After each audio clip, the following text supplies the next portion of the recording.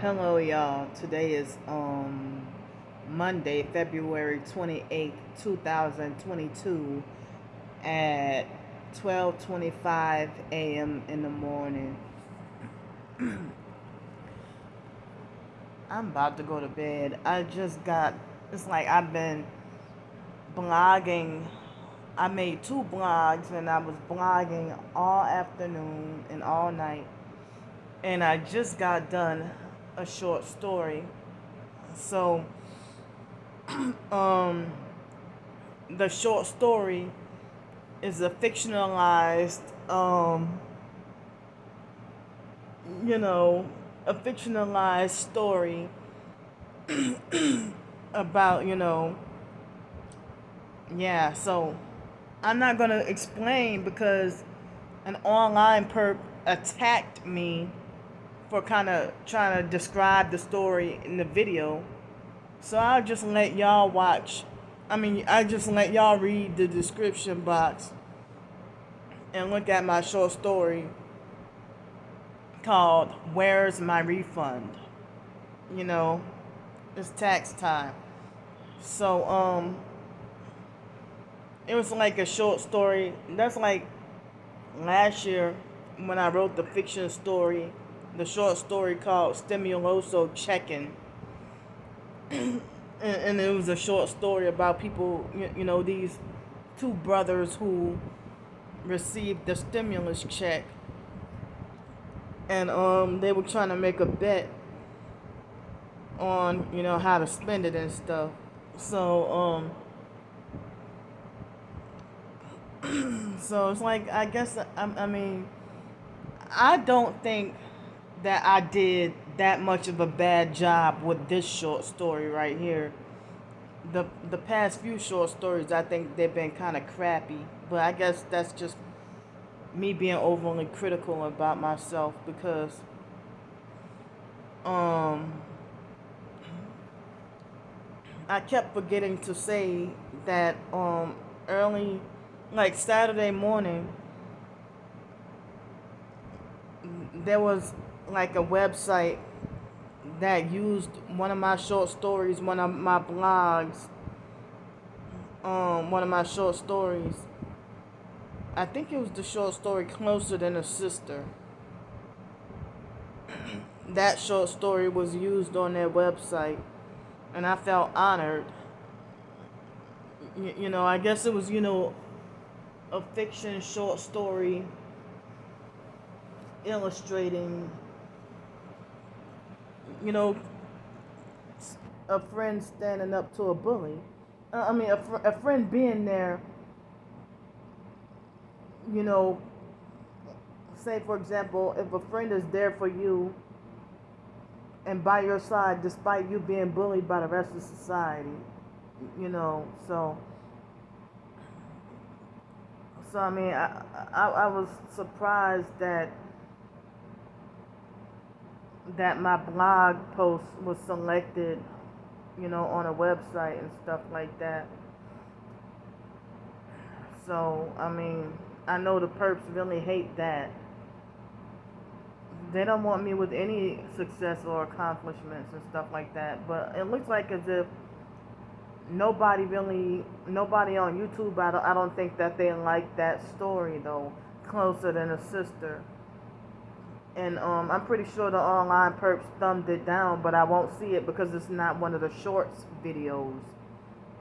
It's not one of the shorts videos. It's a regular video.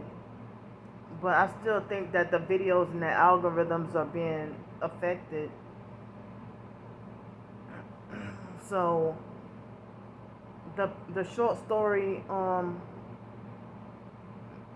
Meryl's retirement plans. It looks like that short story got at least 2 thumbs up. So a couple of people like that one. But I remember the short story that I wrote, Horace the Bird Watcher. It seems like a lot of people like, well, not a whole lot of people, but the few people that did read it, they like that short story. And I tried to aim to write short stories just as good as that one, but my brain doesn't always work properly due to the gang stalking and distractions and unwanted intrusive thoughts and sleep deprivation and stuff like that. But it's a miracle for me to be any kind of good with my writing despite this torture and the forced sleep deprivation and stuff like that. So I would end up having like a lot of typos and me trying to edit my own stuff and then realize that when I'm sleep deprived, I realize how many errors and mistakes grammar mistakes and errors that I made. But that's not the normal me. I've always grown up. I always been told growing up that I speak very well and that I have great grammar. But narcissistic abusers did say that, well, your writing or your speech is incoherent. You don't make sense. You don't make sense. You're illogical. You're irrational, whatever, just to try to discredit me, because they know that I was airing them out and speaking the truth about them. So I'm saying that I don't think that I did too bad of a job on this short story, because I did a personal, well, an open blog post on my Gang Stalk Creole author blog. The perps already read that one. It was a nonfiction blog post, a nonfiction blog post, you know, kind of just, I mean, I put the title as "Where is my refund?" because you know how the IRS has where you can track your refund and stuff like that. So I bet you the perps probably, what I was trying to say yesterday is, I bet you the online perps or whatever perps in person or the fusion centers, they probably knew how much my refund was gonna be before I did. So I wrote a personal blog post, just trying to have a little fun and a little joking with the title called "Where's My Refund?" But my tax run refund is just started with being processed since I went on Saturday. So I it was done electronically, on a computer, and plus I got direct deposit. So they said that it's supposed to be in between 1 and 3 weeks. So so I have that blog post up. It's like an open diary or open journal, about, I still don't have any definite plans on, I'm unsure what will happen with the money because, me being frustrated about how the stimulus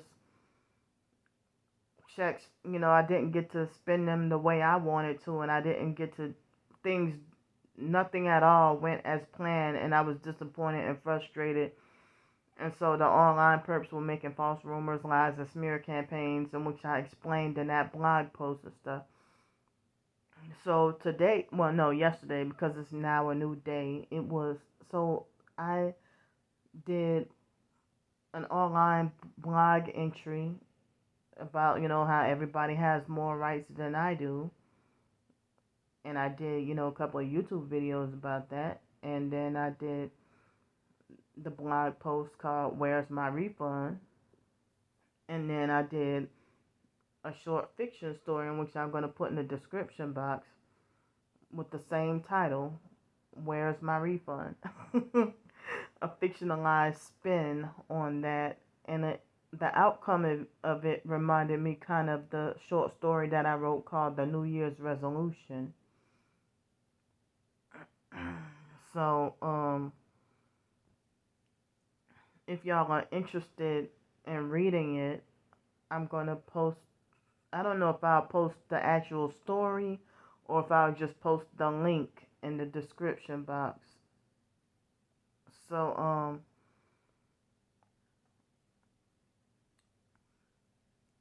I'm, I, I'm, it's like I wish that I could be well rested this week because I would like to work on my nonfiction, big nonfiction ebook, and I guess the big fiction ebook. I guess I'm probably gonna put that on hold for a while. But the big nonfiction ebook, I would love to try to get that one out. So, um, well, I guess I just kept on doing short stories because I guess I can get by with writing a few short stories here and there while still being sleep deprived, and it's nothing really serious, but it's just I guess for a little luxury and a little I don't know whether to say pleasure or whatever, but just my own creativity, and then um, but I feel like the big nonfiction book is something serious that I really need to be well rested and to be able to concentrate and focus. And I've been trying to fight to get that, big nonfiction book and a big fiction book. I've been trying to fight since since almost 3 years, but still haven't been able to accomplish anything because of the I still haven't been able to accomplish any, you know, been successful at accomplishing because I haven't been able to be successful at accomplishing, you know, to complete the big nonfiction book or the big fiction ebook because um, of the homeless situation and the sleep deprivation and stuff like that. And I was working on a big fiction book, and they electronically tortured me really bad one day, and then caused me to some kind of way, I'll say supernaturally, lose a whole chapter of what I wrote. And I don't know why, if that was considered fiction, why were they electronically harassing and electronically torturing me that day? So, and that was in July or August, between June and no, it was between July and August 2020. I think it was July 2020 when they tortured, abused, electronically abused and tortured and vibrated me so bad. And it was just fiction that I was working on. So I've been felt highly discouraged, and for a few other reasons why I can't say on here, that I felt highly discouraged from even continuing with the big fiction ebook. And another thing about me is I feel like if I start to work on writing something, maybe I get that from the foster mom expecting us to have the house clean all in one day. That big, huge 9-bedroom house, 2-story 9-bedroom house, the woman expected us to have it all clean in one day and on every Saturday. So maybe I'm too hard on myself with feeling like I gotta get everything done all at once, rather than feeling like, well, with one of the mental health counselors used to tell me back then, baby steps to achieve your goal. So I thought that, well, what if I work on a big nonfiction ebook and just work on 1 or 2 chapters a day? And the same thing with the big fiction ebook. I got about maybe at least 1/3, probably about 1/3 of the big fiction book written, and I kind of feel like as if I need to start all. I would hate to have to do that, but I would have to start all over again from scratch. But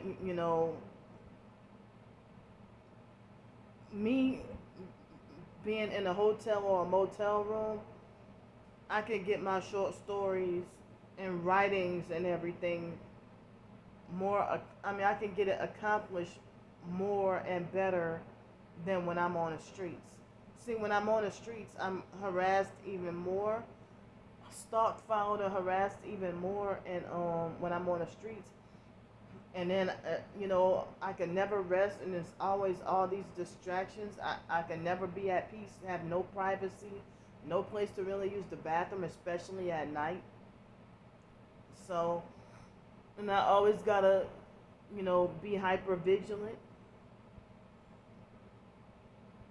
and about the weird things that has happened to me when I was on the streets.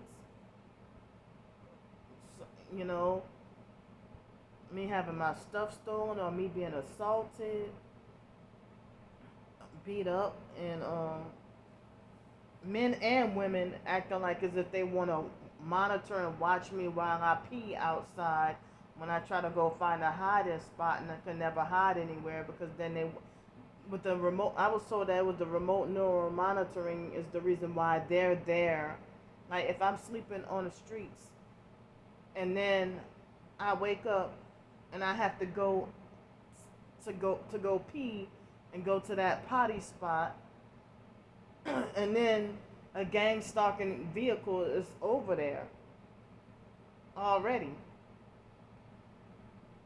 So I even try to take a back way, and then be a homeless man, or it would be a homeless perp or a pretend homeless perp who would, if I would go pee and then think nobody's there, and then I look up and it's a man that's pretending to be homeless, and then I'll see near my sleep spot that he would have like a red Mazda car or something, a red Mazda or a red Toyota. I don't remember what it was. But then, I would feel scared because he would pretend to be sleeping, and I wouldn't know until after I got done peeing, and then I look up and then I get freaked out because it's a man pretending to be homeless that's already sleeping there. It's like it's just so creepy. Or it'll be a man who's actually homeless and drunk. So so then also I got the Truman Show treatment quite a few times when I would be homeless out on the streets. I would be homeless on the streets, and then to keep me sleep deprived. See, that's how Star Bricker started with the harassment, because I didn't even know her. And I was walking one day and it was raining. And so then when I put on, and this happened quite a few times, if I put on my rain poncho, the rain would stop. And then when I would get comfortable that the rain stopped, comfortable and confident, then I take my poncho off, and then the rain starts back up again. And so then, and it'll start pouring like crazy. So then after it start pouring and I get soaking wet, and then I try to put the poncho back on, the rain stops. And then the cycle continues. And then, so one time I did a video walking from my storage unit and trying to wait for the bus. or I took a walk down Softly Field Road, and the perps already know where my storage unit is, bastards. The ones online and in person, but they don't have that right. Or some of them, they claim that they know where my storage unit is. But in 2019, that's when Star Bricker made a rude comment. Now, at first I thought that was a man because I didn't know it was a woman, but I just saw Stars 15K and thought it was a guy. But she made a rude comment, trying to discredit me, talking about the because she had never made a comment before. But she that was the first video that I noticed she commented on. And she tried to make it like I was paranoid and delusional, and because I said it seems like the weather revolves around me. But then I did not know that she claims that the first video of mine that she stumbled upon was me talking about the mental health evaluation from that perp psychologist. So yeah, you didn't just randomly stumble upon that. You hunted for that. You hunted for that, and it probably wasn't your first video, my first video that you watched. But of course, twisting the narrative and twisting the truth and stuff like that. But anyway, me being stuck out on the streets and homeless, I would the instant that I would try to doze off and fall asleep, of course they would radiate and vibrate the shit out of me and keep me awake. Or I would start to I guess when the perps know that I'm susceptible to falling asleep that night, what they would do is make it rain on me while I'm sleeping. And then I guess use remote neural monitoring to program me to go pee. And so it would just rain out of nowhere with no warning, like the rain scene in the Truman Show. That rain scene in the Truman Show. The instant I would try to fall asleep, it would start pouring like violently crazy, and then I would wake up. I would get up and pack up my sleeping bag and my belongings and try to tie them up and try to go, you know, underneath the shelter to try to stay safe, warm, and dry. And I would be already soaked and wet. And by 532 West Garden Street. And then I would go and have the urgency to pee really bad because they would cause the forced urination or forced diarrhea. And then I would run, and the perp cars are already there monitoring and watching me, and I would have to go and pee, and the rain would be then stopped. And then the moment I try to go back to the ground would be all wet and stuff, but then the moment I try to go back to sleep, that's when the rain starts again. And then, man, I feel like this is, being manufactured or man-made and done on purpose. Like, who the hell, people must really think that they're God or think that they're super, that, they can use special technology to make it rain on specifically one person. And anybody nearby, the target has to suffer. Like, one time I tried to go to this restaurant for breakfast, and they created an emergency just for me, and then there's another time when when the perps were lying on me and saying I misused the money donated to me or whatever. I tried to go to Dollar Tree to try to save some of the money donated, to try to not spend so much, and trying to be frugal. And Dollar Tree, they deliberately temporarily closed the door. They closed the doors to all customers, just as a way to all customers have had to suffer just because they wanted to block me from shopping there. And I'm like, this is insane. So I was forced to spend 4 and 5 times more money at fake Walmart nearby that place, And so, yeah, it's some wild stuff. Like, we must really be in the end times, because this is like supernatural weird stuff that's happening. And I hear people talk about, monitoring spirits and body snatching and stuff like that. You know, and people are turning more and more narcissistic. But some people try to make like, well, people, everybody, whoever's narcissistic was born that way. But no, I really think that some people who weren't narcissistic, once they sell out, then they become narcissistic and start to act all kinds of erratic, strange, and weird and stuff like that, you know.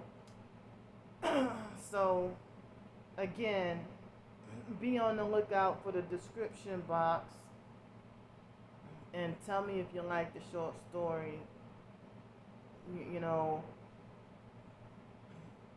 But, well, you don't have to give feedback if you don't want to, but I wanted to try to, you know, well, it's like a Christian based short story, and it's like a short story from somebody changing narcissistic ways to, you know, start to act, you know, better her life and better herself, and she was serious about it.